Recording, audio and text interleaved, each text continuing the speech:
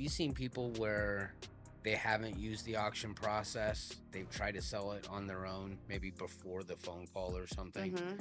and they, are left over with a bunch of stuff, and Mhm. they end up having to be out of their house. It either closes escrow or the lease is over or something like that.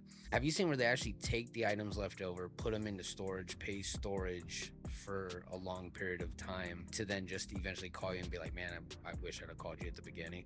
Oh, yeah. Yeah. And people that do that, that think, okay, they're going to sell everything on their own, they end up selling the best items.